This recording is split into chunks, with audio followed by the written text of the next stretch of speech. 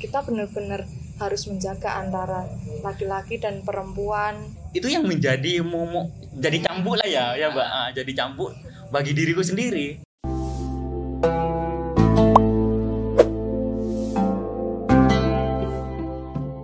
Halo sahabat santun, hari ini kita akan ngobrol bersama Mbak Ayu Kristina dan Mas Agus Wedi, alumni IAIN Surakarta.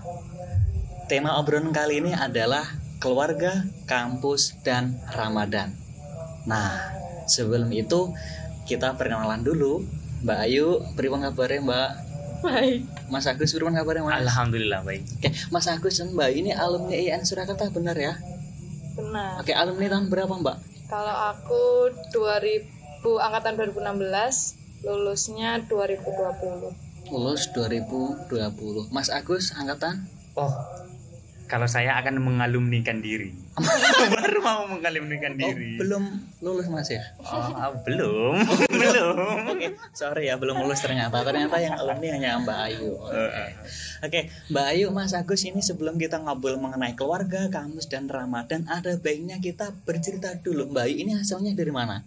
Kalau saya asli Karanganyar. Asli Karanganyar, Mas Agus asli Dari Sumeneb, Madura. dari Sumeneb, Madura. Oke, Mbak Ayu, bagaimana perjalanan pergolakan intelektual jenengan? Wah, dari Karanganyar hingga hingga ke IAIN Surakarta, bagaimana ceritanya, Mbak? Sama aja ya, kayak kalau ke Sukarjo ya sama aja, ke masih lingkup Solo Raya kayak gitu. Tapi kalau saya itu dulu kalau ngomongin tentang latar belakang pendidikan, saya SMP di SMP negeri, SMA negeri, terus SMA kuliah negeri juga ya? Kuliah negeri juga? Wah, ya, negeri, tapi kan dia basisnya ke agama kayak gitu.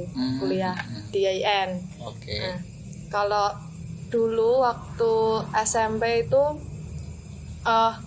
sebelum itu saya besar itu dari keluarga yang tradisinya tradisi NU, yang kayak misal masih ada yasinan 7 harian, 100 harian orang meninggal kayak gitu. Nah, saya mulai kayak merasa krisis tentang identitas keagamaan itu mulai SMA. Mulai SMA udah merasakan krisis. Quarter life itu bukan ya? Enggak, itu lebih ke awal aku tuh berislamnya kayak gimana sih kayak gitu. Oh gitu, jadi Mbak Ayu SMA sudah bertanya-tanya. Oke. Kan kalau orang kayak misal zaman sekarang itu ya, kenapa banyak yang misal mengarah ke pemikiran kanan, ya mungkin dia itu juga pernah mengalami kayak saya. Jadi aku butuh kan kalau SMA itu yang negeri itu dia cuma ada mata kuliah agama itu cuma 2 jam pelajaran. Oke. Nah, itu kayak menurutku agama itu penting, tapi kenapa kok cuma ada 2 jam kayak porsinya gitu. kok sedikit banget gitu ya. Nah, Oke. Dengan begitu di SMA itu ada kayak misal perkumpulan ya katakanlah organisasi ekstrakurikuler. Oke. Kayak gitu. Nah, kalau aku dulu pas SMA masuknya Rohis. Kayak gitu. Nah, itu kayak ya di situ kita ditampung, kita diajarkan tentang Islam kayak gitu. Nah, mulai dari itu karena latar belakang keluargaku itu Islam yang katakanlah Nahdiyin, itu pas masuk itu heran juga, kok ini kita benar-benar harus menjaga antara laki-laki dan perempuan.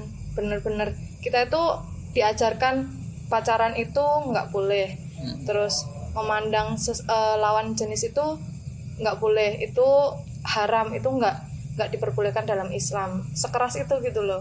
Jadi kayak mikirku kok sampai segininya. Dan beberapa kali tuh aku diajakin kayak pengajian kayak gitu, dan dia memberikan label bahwa orang-orang yang melakukan yang sholawatan, yang 7 harian, yang pengajian Habib kayak gitu, dia itu kafir.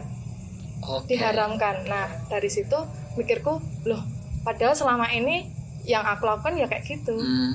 Jadi kayak oh kok sampai segininya kayak gitu. Tapi seiring berjalannya waktu ya saya masih di situ dan mulai keikat.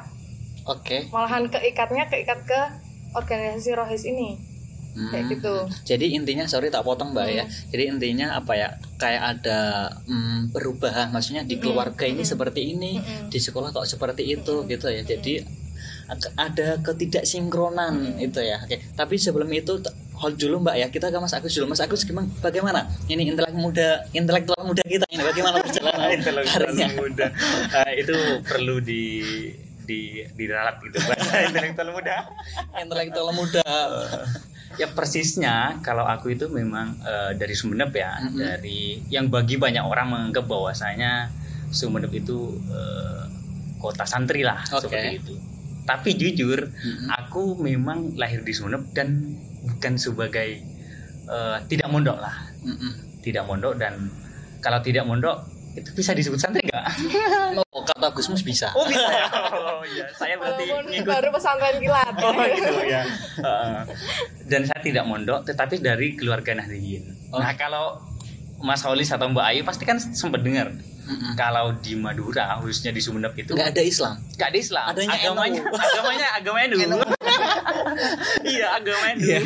Dan itu sangat bukan membuat terharu, tapi semacam kayak iya ya, kok baru sekarang saya merasakan seperti itu.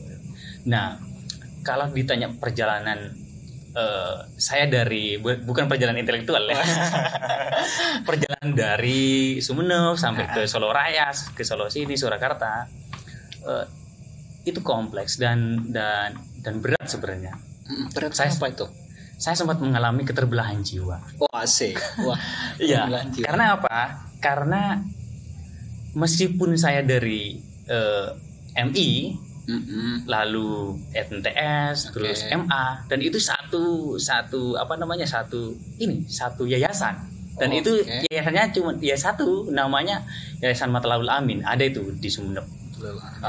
Dan itu teman-teman saya itu dari TK, dari MI sampai MTS sampai MA itu tetap aja kayak gitu. Misalkan yang 20 sampai bulu sampai MA itu. Iya. Dan itu sampai sekarang. Dan alhamdulillah ya teman-teman sudah pada sukses lah. Tinggal aku aja yang nggak sukses ini. Sampai saya merasakan, kan teman-teman tahu sendiri lah bagaimana kebudayaan Madura terus Sumeneb itu seperti apa kayak gitu. Dan saya mencoba untuk bukan meninggalkan, tapi ingin semacam kayak saya ingin menghindari itu dulu lah untuk konteks saya sekarang kayak gitu. Lalu saya mencoba untuk mencari tempat yang membuat aku nyaman kayak gitu. Dulu aku itu pengennya pertama kalinya itu Bali ya. Karena bagiku Bali itu adalah tempat ya kebudayaannya di sana kental, terus secara sopan santun juga di sana ada lah, dan juga dari lihat para wisata juga bagus ya kalau pasti kan memudahkan ke sana.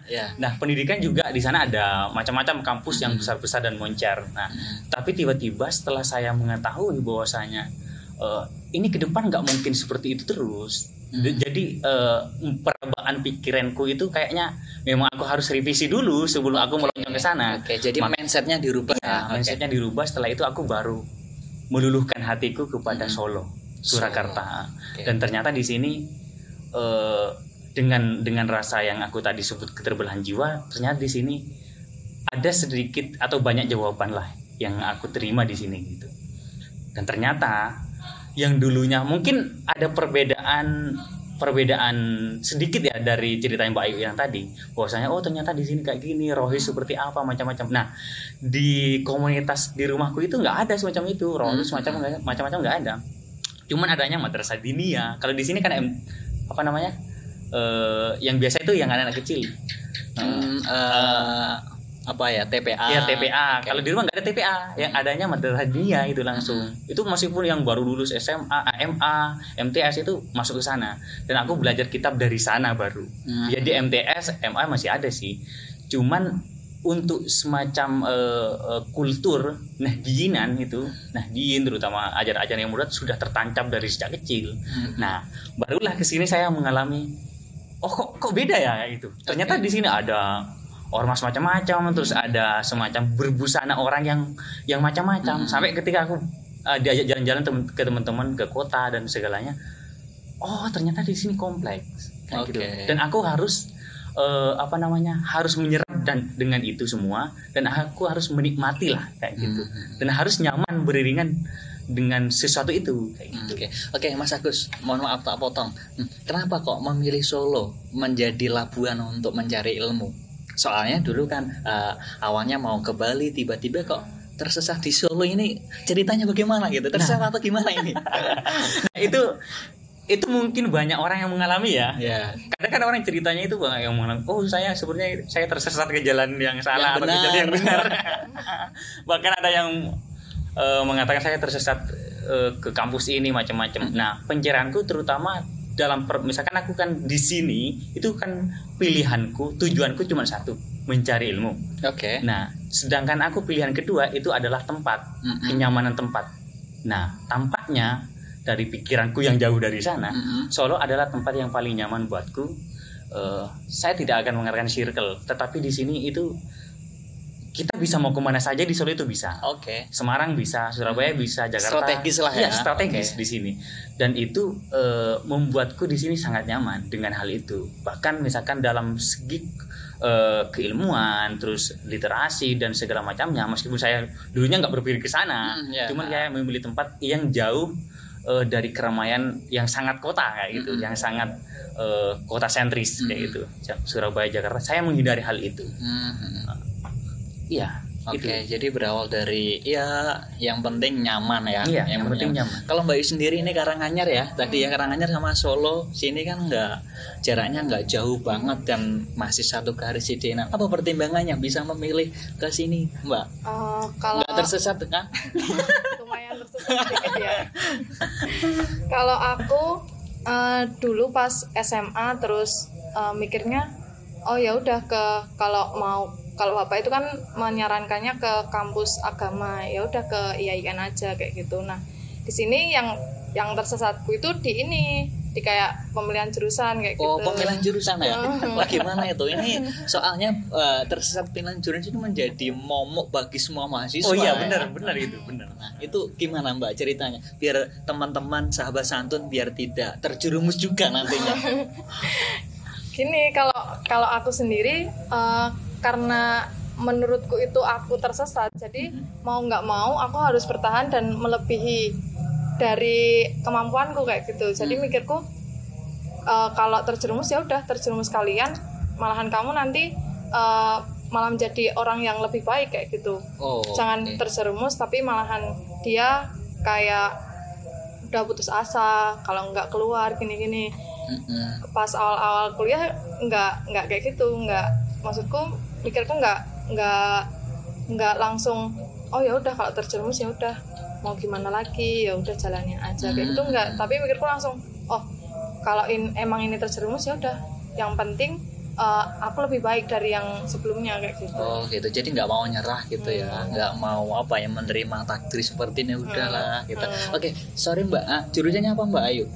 Dari manajemen dakwah. Manajemen dakwah. Oke Mbak Ayu tersesat akhirnya bisa bangkit. Dan Mas Agus sendiri gimana Mas untuk pemilihan jurusan, apakah sama? Ya lumayan sama, tetapi awalnya memang aku memang memilih tafsir. Meskipun aku sebenarnya nggak tahu tafsir itu seperti apa, Al-Quran itu nanti mau digiminain, terus aku nggak tahu, jujur aku nggak tahu. Tiba-tiba ya udah itu pilihanku, sampai ketika aku kalau Nahdiyin ya Mbak, kalau Nahdiyin itu kebanyakan kalau mau merantau jihad mencari ilmu, itu kan pasti satu dia akan akan berpamitan lah sama kiai, sesepuh terus macam-macam. Nah, disitulah aku juga mengalami, wah ini kok berat ya ketika aku bercerita, kiai saya itu mau kuliah, terus saya ngambil jurusan tafsir. Nah di situ beliau bilang, loh ambil turunan tafsir itu memang apakmu? Terus itu satu pertanyaan. Terus kedua, lah tafsir itu mau ngapain di tafsir? Mau menjadi apa nanti kedepannya gitu ya? Itu kan memang pertanyaan umum pertanyaan perdebatan dan panjang itulah. Nah terus yang ketiga tuh, kamu cari beasiswa ya? Katanya. Itu benar-benar soalnya biasanya yang paling banyak itu di jurusan tafsir ya. Iya, di jurusan tafsir. Karena apa? Karena di tafsir itu bagi orang yang tidak tahu lah. Itu kan sedikit peminatnya. Benar. Nah, sehingga untuk menerobos beasiswa itu lumayan gampang dilihat dari luar. Benar. Dan ternyata nggak seperti itu. Ternyata tafsir bangunannya itu besar, kokoh. Nah, tetapi untuk menguatkan diri sendiri untuk ke sana itu butuh modal yang sangat panjang dan harus monoton seperti itu, Mas. Jadi ya mau tidak mau aku harus berproses lah di sini. Padahal teman-temanku itu kan memang dari lulusan pesantren yang moncer macam-macam lah. Nah, kemudian orang-orang terdekat tuh yang sudah tahu tentang perkampusan, baik jurusan dan segala macamnya, dia bercerita banyak tentang kampus yang di luar sana yang bagi mereka itu wah. Sehingga itu kan yang kita akan bahas itu yang mungkin sama, tergantung bagaimana tuh mahasiswa mau ke sana. Misalkan kita mau lihat kok cuan ya. Mau lihat itu terus mau lihat sesuatu yang tidak pernah diulik sama kampus mahasiswa sana, terus dosen sana ternyata ada kok di sini gitu. Dan di sini ada, dan itu yang menjadi sebenarnya yang menjadi inspirasi, terus yang menjadi sebenarnya itu yang menjadi lahan pertanian bagi mahasiswa seperti aku. Nah, itu yang menjadi sesuatu yang tidak pernah digali seorang. Sebenarnya kita juga bisa melihat itu, bisa menyibak itu, mengeksplor ya. Iya, bisa menyingkap sesuatu hal yang tidak pernah, misalkan nih penelitian, misalkan hal-hal yang tidak pernah diteliti oleh kampus yang luar biasa itu, kita sebenarnya juga bisa kok melihat dari sini kayak gitu. Tergantung bagaimana kita itu melepaskan diri dari zona kenyamanan kayak gitu. Nah, di sini sebenarnya bisa, misalkan aku nih tafsir, tani apa yang kira-kira bisa aku tanam nanti. Nah, setelah aku keluar dari jurusanku ini, dari IAIN Surakarta misalkan, lalu kemudian misalkan aku mau ngampus ke mana kayak gitu S2-nya. Nah, kira-kira aku itu mau ngapain nanti, terus apa yang belum aku garap dalam wadah pertanian itu. Nah, itu sebenarnya yang aku masih pikirkan dari sekarang kayak gitu. Dan itu maka aku mau balik lagi, sama kok sebenarnya pendidikan yang ada di Indonesia ini sama, pergulatannya, terus circle-nya, terus mereka berputarnya itu sama. Tergantung kita mau nggak melirik sesuatu hal yang tidak pernah dipikiran orang, atau melihat yang belum kayak gitu. Jadi artinya Mas Agus, kalau saya boleh menyimpulkan, belajar di mana saja sama saja. Yang penting niat kita dan tekad kita. Iya. Tapi sebelum itu Mbak Ayu, bagaimana first impression pertama kali di kampus negeri, maksudnya kampus IAIN Surakarta, kampus yang keagamaan? Soalnya Mbak Ayu ini kan dari SD sampai SMA kan di kampus negeri umum. Bagaimana? Sekolah negeri umum, sekolah negeri umum. First impressionnya gimana di sekolah keagamaan? Ketemu banyak orang dengan latar belakang berbeda, dan ini negeri Islam banget, gimana Mbak? Kalau aku sendiri ya, aku dulu dari SMA itu ke kuliah. Kalau dari segi keagamaan kan SMA kan ya udah mengenal itu rohis itu, terus sempat berjilbab besar kayak gitu, terus sampai ke kampus itu juga masih berjilbab besar, terus jadi pernah berjilbab besar Mbak? Sebesar apa jilbabnya? Sangat besar ya. Sampai pernah kepikiran buat pakai cadar kayak gitu, tapi karena semakin lama itu, karena mungkin dulu pas SMA kita cuma literasinya ya cuma itu aja, dan di doktrinnya ya itu aja kayak gitu. Terus masuk kuliah di IAIN, alhamdulillahnya juga aku itu di IAIN kayak gitu. Itu juga aku sangat bersyukur. Soalnya bersyukur ya. Iya, soalnya di IAIN itu kita tahu kayak agama Islam itu, kalau pas tak lihat pas SMA, ternyata dulu aku ekstremis banget kayak gitu. Jadi kayak aku tuh di IAIN tuh menemukan sebuah oh Islam itu ya nggak harus gitu-gitu banget, nggak harus cadaran, nggak harus jilbaban besar, terus benar-benar nggak harus yang ketemu cowok nunduk banget kayak gitu, yang nggak harus gitu-gitu banget kayak gitu loh. Jadi kayak aku menemukan di IAIN itu Islam yang sangat banyak, yang kayak dikatakan Mas Agus tadi, ada yang ormas ini, tapi dengan itu kita jadi belajar kayak oh ternyata Islam itu nggak cuma Islam yang kayak gitu. Islam itu ada yang Islam moderat, ada yang ekstrim, ada yang ini. Jadi tinggal kitanya mau milih di mananya kayak gitu. Dan kalau aku sendiri pas kalau lihat ini ya lokasinya IAIN Surakarta itu kan kampus mewah. Kampus sawah. Kampus mewah kayak gitu. Jadi Mas Ria itu ternyata ini IAIN Surakarta, dan nggak menyesal kan desa banget gitu, enggak kan? Enggak lah. Kayak kalau tapi ada mindernya. Jadi kalau kita cerita nih sama teman-teman, kuliah di mana? IAIN Surakarta. IAIN Surakarta. Ada yang di belakang Kopassus. Baru teman-teman baru sadar, oh ternyata ada IAIN Surakarta, ada UMS kayak gitu. Jadi dari mindernya sih minder itunya, tapi kalau aku sendiri yang penting buat aku dan mungkin teman-teman juga itu paling enggak harus kalau udah masuk di salah satu kampus itu ya udah bertahan, dan bagaimanapun caranya dia harus bertahan dan dia mengembangkan diri sendiri kayak gitu. Jadi kayak berkarya atau entah mau nulis atau dari komunikasi itu dia di broadcasting atau apa, yang penting dia mengembangkan karya kayak gitu. Survive lah Mbak ya gitu. Oke, Mas Agus sendiri bagaimana Mas awal pertama kali ke Solo, apa yang terlintas di benak Anda? Menarik ya.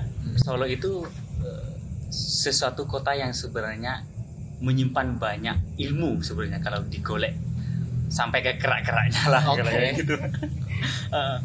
Dan ternyata ilmu itu ada, semacam kotak Pandora, ternyata di dalamnya itu kalau dari luar Solo bahwasanya itu hitam dan segala macam. Saya mencoba, kalau kotak Pandora kan seperti itu, ternyata tidak seperti itu juga. Ternyata di sini ada IAIN, ada kampus keislaman yang lain dan macam-macam kayak gitu. Dan juga banyak ormas yang moderat seperti itu. Jadi kompleks di sini, antara kontestasi dari semuanya itu ada. Dan malah ketika aku mencoba masuk ke sana sendiri, ternyata enggak kok gitu. Stigma yang di luar itu malah pudar ya? Iya pudar, secara sendirinya pudar. Dan ketika nyampe ke kampus IAIN Surakarta, ini Mas, ada cerita menarik. Gimana itu? Kalau aku dari Sumeneb nih ya, dari Surabaya, misalkan mau naik bis yang super kilatnya, super kilat tapi mengorbankan banyak hal, uang dan nyawa kayak gitu, sumber kencono. Itu kan super kilat. Jadi ketika mereka Pak sopir dan Pak Keren itu nanya, Mas turun di mana kayak gitu.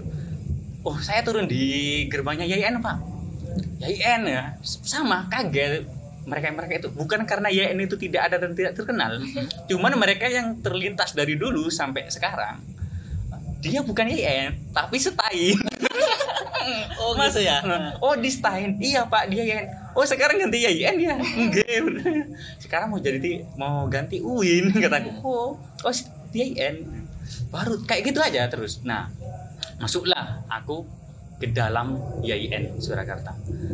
Meski banyak orang yang menganggap bahwa IAIN itu kampus kecil, di pedalaman, macam-macam gitu. Bagi itu cuma sebuah bangunan. Iya. Bangunan itu kan ya tampaknya dari luar. Nah, bisa nggak kita mau masuk ke dalam seperti apa kayak itu? Berani nggak masuk ke sana? Dan ternyata aku yang tidak tahu apa-apa dari kejauhan sana, seharusnya aku kan berhenti di Surabaya tuh, lebih gede kan. Ternyata enggak, aku masuk ke kampus yang bagi orang ya kecil dan macam-macam. Ternyata enggak, aku malah masuk ke kampus IAIN Surakarta, dan itu di sini itu punya banyak ilmu, terus juga banyak di sini kan yang ingin bukan mengandalkan, tapi di sini akan membuahkan suatu wadah keislaman dan kejawaan kan ya. Kejawaan. Nah, aku pengen mendapatkan itu kayak gitu. Nah, terus terang saja dari dulu sampai sekarang ternyata memang itu yang menjadi pencarian kampus dari PTKN semuanya kayak gitu. Bagaimana mengeksplor Islam yang berkultural, yang ramah kepada kebudayaan, terus yang ramah kepada agama-agama yang sebelumnya kayak gitu. Dan bahkan bagaimana sih sebenarnya kampus nanti lulusannya, mahasiswanya dan juga dosen-dosennya itu dia semacam memberikan suatu asupan di mana nanti mahasiswanya itu menjadi bibit-bibit unggul yang bukan cuma mencerdaskan semua bangsa kayak gitu, tapi dia juga mencerdaskan bukan cuma bangsa, tapi lebih luas lagi dari bangsa, entah itu apa namanya kayak gitu. Dan ternyata IAIN pengen mengarah ke sana kayak gitu. Artinya Mas Agus mau bilang bahwasanya IAIN katakanlah dibilang sebagai kampus kecil, kampus plus, tetapi Mas Agus menemukan berbagai diferensiasi keunggulan-keunggulan di IAIN. Mbak Ayu menemukan hal semacam itu enggak, Mbak Ayu? Iya sih, kayak misal kalau aku itu ya di IAIN itu kayak ternyata IAIN itu enggak sejelek yang orang-orang pikirkan dan nggak seterbelakang orang-orang kayak gitu loh. Jadi kayak kita itu punya misal mereka itu tentang fisika ya, kayak fisika itu ya udah mereka mengetahui ilmunya. Kalau kita bisa kayak misal Al-Quran itu dihubungkan dengan apa, agama dihubungkan dengan apa. Jadi kayak lebih kita itu mengkaitkan antara agama dan kayak ilmu eksak kayak gitu. Jadi dikemas dengan yang lebih menarik kayak gitu, nggak monoton aja kayak gitu. Itu. Oke, sama saja intinya ya. Mas Agus, menurut jenengan, soalnya begini, ada banyak orang yang mengatakan bahwasannya kampus itu menjadi semacam hal yang bergengsi gitu. Jadi kuliah di kampus besar itu menjadi prestis atau kebanggaan tersendiri. Bagaimana melihat fenomena seperti itu? Masih berlakukah? Masih relevankah dengan zaman sekarang? Oh iya, itu kan citra yang memang sudah terjadi dari dulu sampai sekarang. Bahkan itu menjadi perdebatan panjang dan itu tidak selesai kan. Nah, ketidaktuntasan dari itu sampai sekarang masih, kalau relevan masih relevan. Nah, tetapi kita gitu sebagai orang yang pernah ngampus lah dan tiap hari kemana ngampus itu kan ya, kemana ngampus sambil pasang tali sepatu gitu, bahkan itu dicekrek kan. itu kan biasa, fenomena itu biasa sebenarnya. Nah, tapi bagi aku yang memang lahir dari orang tradisional lah kayak gitu. Aku yang lahir dari orang tradisional menganggap itu ya wajar aja. Wajar saja. Butuh proses untuk ke sana. Menghormati itu boleh. Tetapi kadang-kadang yang menjadi tanda kutip itu memalukan secara intelektual kayak gitu, secara ilmu. Ketika aku merasakan KKN misalkan. Nah, pernah nggak misalkan Mas Paulis ini kan sudah semester berapa sama Mbak Ayu? Pernah? Sorry tak potong Mas, karena teman-teman saya itu ngomongin semester, ngomongin skripsi itu katanya sama halnya membincang sara, dilarang katanya. Tidak juga. Bagi yang divisit keberanian mungkin boleh lah gitu. Tetapi yang kembali ke yang tadi lagi KKN, yang KKN itu aku merasa misalkan ketika aku KKN dan itu memakai jas alma mater, aku merasakan bahwa itu kenapa aku harus seperti ini kayak gitu. Bolehlah kalau kita pertama kali masuk ke wilayah orang sebagai pengenalan untuk orang, aku mahasiswa ini dan niatku kesini kayak gini, macam-macam ditawarkan lah segala program dan macam-macam, itu boleh. Tapi ketika sudah berlanjut sampai setengah bulan macam-macam, itu masih memakai itu kayak gitu sebagai identitas. Itu kata kunci identitas ya. Identitas. Itu yang aku merasakan, itu untuk diriku sendiri. itu merasakan aku mengalami terlalu jauh antara aku sebagai mahasiswa dengan Pak Tani, Bu Tani dan orang luas itu sebagai orang-orang yang ya orang desa lah kayak gitu. Terus kejauhan keberjarakan itu yang membuatku bertanya, emang harus seperti ini mahasiswa kayak gitu. Nah, dari situlah karena aku merasakan itu dari dulu gitu Mas. Oke. Nah, dulu waktu teman-teman dari mana-mana KKN ke rumahku, ya bagiku itu aku ibuku misalkan, terus orang warga sekitar dan aku termasuk sendiri. Iya. Ketika dia ada mbak-mbak, mas-mas yang KKN pakai jas alma mater dan itu terus-terusan dipakai, aku kan merasakan, loh aku takut mau ngomong sama mereka, gitu kan? Iya kan? Ada apa ya, semacam kesenjangan, keberjarakan ya. Ketika misalkan di Jawa nih atau di Madura pakai bahasa Madura, terus ketika mau ngomong bahasa Indonesia ke mahasiswa itu kan kaku. Iya benar kan. Apalagi ngomong tentang keilmuan, nanya itu kan kaku. Nah, juga konteksnya sama dengan di Jawa. Nah, hal-hal yang seperti itu kan bagi orang yang di luar sana itu wow. Tapi bagi kita sebagai mahasiswa, masa itu harus diteruskan kayak gitu kan. Benar. Oke. Itu Mas. Menarik. Mbak Ayu sendiri sudah lulus, sekarang sudah mau S2. Menjadi mahasiswa yang ideal itu seperti apa sih Mbak? Menurut Mbak Ayu mahasiswa sendiri. Ideal ya.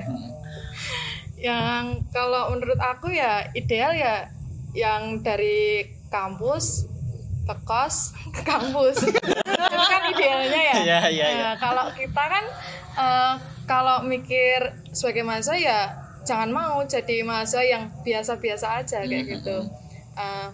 Mahasiswa itu ya yang harus mau terjun ke masyarakat, yang mau belajar organisasi, yang mau berkarya, entah itu dalam hal tulisan maupun karya apapun lah, pidato atau bikin video atau apapun lah itu. Jadi kalau menurut aku lebih ke jadilah mahasiswa yang enggak lurus aja. Jadi yang melampaui mahasiswa yang lain. Jadi kalau tertanam itu nanti kalaupun kita keluar dari IAIN Surakarta itu ya udah kita bisa bersaing sama alma mater yang lain kayak gitu. Gitu. Jadi jangan menjadi mahasiswa yang lulus saja, jangan jadi mahasiswa kupu-kupu, pura-pura dan lain-lain ya. Kuliah pulang, kuliah kerja. Oke. Mas, aku sendiri gimana Mas melihat ini menjadi mahasiswa ideal itu seperti apa? Bagiku itu sebenarnya tidak ada ya Mas. Mahasiswa ideal itu bagiku tidak ada. Karena ada, ya? sebagai mahasiswa, maha dan siswa itu masih tahap pencarian. Nah, baik itu pencarian keagamaan atau pencarian jati diri. Iya, jati diri dan segala macam itu. Nah, dengan pencarian itu, maka kita nanti akan tiba kemana kayak itu kan sebagai mahasiswa, akan tiba ke birokrat atau jadi akademikus atau bahkan misalkan terjun ke masyarakat. Itu tibanya kita mau kemana kayak gitu kan. Nah, dari situ ideal itu adalah kalau aku memberikan definisi menjadi mahasiswa ideal itu adalah mahasiswa yang berproses untuk membantu sesama kayak gitu. Mahasiswa yang berproses untuk membantu sesama. Untuk membantu sesama dan bermanfaat. Nah, praksisnya untuk menjadi manfaat. Nah, itu yang kita pikirkan sebenarnya. Misalkan kalau Mbak Ayu nih kan itu di dakwah. Nah, otomatis secara perlahan dan dengan jalan kecil, dan juga mungkin Mas Holi, terus Mas Widi sebagai itu kameramen, termasuk aku juga misalkan, dan teman-teman yang lain bahkan entah itu yang ada di UKM, terus yang ada di teman-teman organisasi ekstra dan intra, mereka kan sebenarnya ingin menjadi mahasiswa ideal tujuannya. Cuman dia bermacam-macam jalan yang harus ditempuh. Nah, praksisnya kalau tadi kesana lagi, kita kan bisa tuh, misalkan kita bisa menggoda teman-teman yang lain. Ayo kita, misalkan kayak aku kan sering menggoda tuh teman-teman, ayo ke tukang mas yuk. Iya, dan sering kali aku tergoda. Iya, ke tukang mas. Iya, supaya itu sebenarnya bukan ajakan yang benar-benar ajakan yang bombastis macam-macam, enggak, cuman kita pengen tahu aja. Tokamas itu ada di Slamet Riyadi atau di Jogja, dan di Tokamas itu ada macam bukunya macam-macam kayak gitu. Nah itu. Kedua misalkan, ayo kita ke loper koran gitu. Lah ngapain? Nah gini Mas, dulu aku ke loper koran, disangkanya sama mahasiswa teman-teman yang lain, aku ada lopernya karena tiap hari aku bawa koran dari sana. Ngapain jual koran? Enggak, kata aku beli koran untuk aku konsumsi sendiri kayak gitu. Tapi ya biasa itu sebenarnya Mas. Nah kemudian kan itu bisa dilakukan, misalkan Mbak Ayu mengajak dakwah misalkan kan, terus Mas Holis bisa mengajak teman-teman untuk bikin konten macam-macam, dan aku juga mengajak teman-teman untuk ayo kita ke literasi. Kenapa gitu? Kenapa ke sana? Memang mahasiswa selama masih dalam lingkup mahasiswa, kita tidak punya tawaran yang lain gitu loh. Kalau aku buntu di sana, nah mungkin pengalamanku atau kepunyaanku ya udah itu saja. Misalkan aku pengalaman misalkan tahu tentang ABCD, ya itu aku jalankan ke teman-teman. Misalkan aku sama teman-teman kami beli serambi ya Mas kan. Okay. Nah serambi itu ayo kita nulis sama-sama, nanti kita buat forum, buat macam-macam, sehingga kita tulisan-tulisan itu bisa kita konsumsi untuk publik. Terus kita bisa kirim ke Islam Santun, ke koran-koran yang lain, dan itu bisa paling enggak itu mencukupi untuk minum es teh. Mendinginkan. Oke, seperti itu ya Mas Agus ya. Jadi mahasiswa ideal itu panjang lebar dan sangat kompleks ya. Oke. Nah, sekarang berhubung dengan Ramadan nih Mbak Ayu, Ramadan mahasiswa ada nggak nostalgia ataupun memaknai Ramadan waktu zaman menjadi mahasiswa dan sekarang? Gimana Mbak? Ada aktivitas tertentu, aktivitas spesial nggak? Kalau aku Ramadan ya kalau aktivitasku sendiri di rumah itu biasanya karena mengisi waktu luang daripada cuma pegang HP kayak gitu, terus rebahan kayak gitu ya baca-bacalah buku sedikit-sedikit kayak gitu. Baca-baca. Enggak dakwah kan Mbaknya kan lulusan dakwah nih. Kita kalau aku sendiri ceritanya nggak jadi dai. Jadinya kayak turget pariwisata Islam kayak gitu. Jadi kalau pas Ramadan ini ya dikit-dikit baca buku, kalau enggak nulis-nulis, entah nanti dimuat ataupun enggak, yang penting kita ada kegiatan selain kita cuma pegang HP sama tiduran gitu. Oke, seperti itu ya. Jadi ada usaha lebih biar nggak rebahan dulu ya. Mas Agus sendiri bagaimana Mas? Ramadan dari masa ke masa itu memang ada perbedaan. Iya, benar. Terutama misalkan Ramadan di Solo ya. Nah, Ramadan di Solo beda sama Ramadan yang di Madura. Nah, kalau di Madura aku biasanya kan selalu bertemu dengan keluarga kayak gitu. Itu yang hal yang vital sebenarnya. Benar. Kedua, bertemu dengan teman-teman langgar, guru dan semacamnya, dan ketemu dengan kebudayaan yang seperti Sumeneb kayak gitu. Nah, kalau di sini ini beda. Ramadan di sini adalah Ramadan Ramadan Solo kayak gitu. Gimana di kota Solo ini banyak misalkan pengajian, program macam-macam, dan kita tinggal memilih itu. Iya, benar. Kan? Nah, bahkan misalnya sekarang aku memilih Ramadan dengan teman-teman nih dari Radeka, dari Mbak Ayu. Nah, dan itu yang menjadikan aku semacam apakah ini cuma perbedaannya kayak gitu. Ternyata ada banyak lagi. Nah, Ramadan di Solo bagiku sebagai orang yang milenial itu, kalau Mbak Ayu tadi bahwasanya kita harus meningkatkan lah dari rebahan, dari main HP. Memang itu yang akan dijadikan kita perjalanan kayak gitu. Nah, tetapi aku mencoba untuk menghindari itu. Memang ya mungkin juga semua orang ya, itu memang susah. Benar. Nah, kecuali kita bertobat di sana kayak gitu. Bertobat dengan hal itu semua. Taubatan nasuha. Iya. Gimana caranya? Ternyata caranya kita mencoba untuk bergeser, menepi kayak gitu. Caranya menepi adalah kita harus punya link pertemanan yang mana mereka itu jalannya beda. Misalkan kayak gini, kita jalannya misalkan Mbak Ayu tentang berdakwah macam-macam, dan Mas Holis nulis. Nah, aku pengen masuk itu. ternyata di Solo itu ada seperti itu. Dan aku mencobanya sekarang.